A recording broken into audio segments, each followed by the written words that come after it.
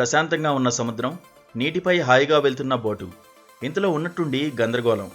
ఓ భారీ తిమింగలం నీటి అడుగు నుంచి ఒక్కసారిగా పైకి దూసుకొచ్చింది.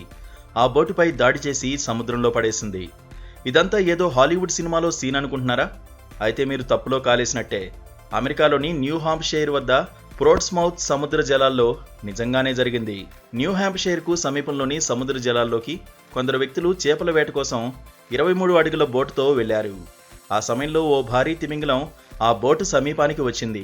పైకి ఎగిరి ఆ బోటు మీద పడింది. ఆ దెబ్బకు ఆ బోటు నీటిలో పడిపోయింది. ఆ బోటులో 2 వ్యక్తులు ఉన్నారు. ఒకరు ముందుగానే సముద్రంలోకి దూకేగా మరొకరు తిమింగలం ఢీకొట్టడంతో సముద్రంలో పడిపోయారు. ఆ ఘటన మొత్తాన్ని సమీపంలో ఉన్న వేరే బోట్లోని వ్యక్తులు వీడియో తీశారు. సముద్రంలో పడిపోయిన ఆ 2 వ్యక్తులను కాపాడారు. ఈ ఘటనలో ఆ తిమింగలానికి కూడా ఎటువంటి హాని జరగలేదు. న్యూ హాంప్షైర్ జిల్లాలో జూన్ నుంచి ఆగస్టు వరకు తిమింగలాల సంచారం ఎక్కువగా ఉంటుంది. సాధారణంగా అవి సముద్రంలోకి వచ్చి బోటులకు ఎటువంటి హాని కలిగించవు.